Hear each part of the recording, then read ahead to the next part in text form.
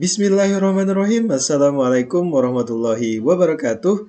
Halo semuanya, jumpa lagi bersama saya Yajid Fahmi di Abarsal Channel.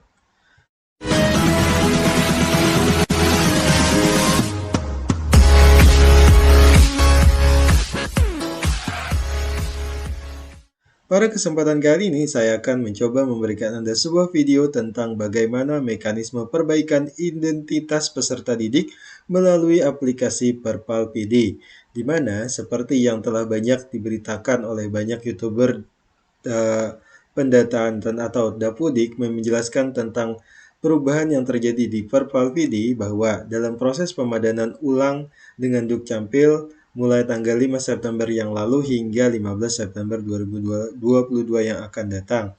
Di mana dalam proses pemadanan ulang tersebut terjadi beberapa perubahan di mana terjadi banyak sekali data residu yang terjadi. Contohnya di tempat saya terdapat 44,17% yang mengalami residu atau perubahan data dan residu ini sebenarnya harus diperbaiki supaya datanya nanti benar-benar valid 100%. Nah, dalam proses mekanismenya sendiri ternyata sudah dijelaskan oleh pihak Postekom_Kemdikbud melalui laman Instagram mereka, yakni di unggahan yang terbaru, di mana dijelaskan tentang mekanisme perbaikan identitas peserta didik pada aplikasi Perpal BD. Tapi sebelum itu, bagi Bapak dan Ibu sekalian yang belum melakukan subscribe di Abarsa Channel, silahkan terlebih dahulu tekan tombol merah atau subscribe, dan juga jangan lupa untuk menyalakan lonceng notifikasinya untuk mendapatkan update terbaru tentang video-video yang baru diunggah di Abarsa Channel tentunya. Terima kasih atas subscribe yang Bapak dan Ibu berikan. Oke, langsung saja mengenai mekanisme perbaikan identitas peserta didik melalui aplikasi Perpal PD, dijelaskan oleh pihak Postekom Kemdikbud bahwa di situ diceritakan tentang beberapa syarat dan langkah-langkah yang harus ditempuh untuk melakukan perbaikan, di mana disebutkan bahwa sehubungan dengan proses pemadanan ulang data peserta didik ke Dukcapil Pusat, penyajian data peserta didik pada daftar residu mengalami sedikit perubahan. Saat validasi, hasil pemadanan Dukcapil disajikan per masing-masing atribut atau variabel identitas. Maksudnya, di sini data residu sendiri dijelaskan bahwa nantinya akan dijelaskan mulai dari tempat lahir, tanggal lahir, dan lain sebagainya supaya sesuai dengan kartu keluarga yang bersangkutan. Kemudian, ketika hasil pemadanan Dukcapil ditemukan ketidaksesuaian data, maka akan dimasukkan ke dalam daftar residu dengan diberikan tanda silang merah dan keterangan, yaitu tidak padan Dukcapil, NIK tidak ditemukan, atau termasuk ditampilkan berapa persentase kesesuaian data dengan data yang ada di Dukcapil Pusat. Kemudian dampak perubahan mekanisme ini adalah meningkatnya jumlah residu. Seperti yang kita ketahui sebelumnya bahwa memang residu yang ada pada Perpal PD semakin banyak atau meningkat. Di mana hal ini karena validasi dari Dukcapil Pusat tidak hanya menampilkan kesesuaian NIK, namun juga kesesuaian pada masing-masing atribut identitas peserta didik meliputi NIK, nama peserta didik, tempat lahir, tanggal lahir, dan jenis kelamin serta nama ibu kandung, di mana datanya tersebut sendiri harus sesuai dengan yang ada pada daftar kartu keluarga. Jadi untuk perbaikan sendiri dipastikan Bapak dan Ibu sekalian sudah mengumpulkan kartu keluarga oleh masing-masing peserta didik yang mengalami residu tersebut.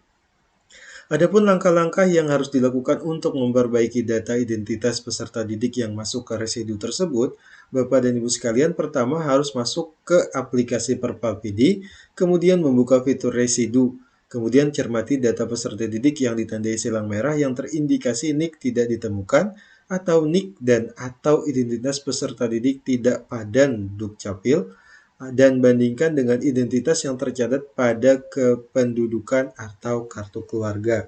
Selanjutnya, untuk melakukan perbaikan, silakan ajukan perbaikan melalui fitur Edit Identitas. Kemudian setelah itu, buka fitur Edit Identitas, pilih data peserta didik yang akan diperbaiki, ajukan perbaikan data sesuai dengan dokumen kependudukan, kemudian klik tombol validasi data. Syarat perbaikan identitas meliputi pertama, jadi apabila Bapak dan Ibu sekalian melakukan validasi identitas, maka syaratnya harus pertama lolos pemadanan Dukcapil Pusat, kemudian lolos indeks validasi kemiripan data yang ditetapkan Pusdatin yaitu 75%. Kemudian, jika persyaratan terpenuhi, maka tombol update data akan aktif dan bisa digunakan. Klik tombol update data, maka perbaikan identitas peserta didik akan otomatis tersimpan di arsip Pusdatin. Demikian caranya, sepertinya mudah saja dan Bapak Ibu sekalian pastinya sudah tahu tentang cara tersebut.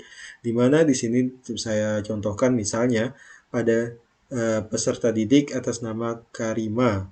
Di situ dijelaskan bahwa namanya terjadi perbedaan misalnya, maka tinggal klik edit identitas, kemudian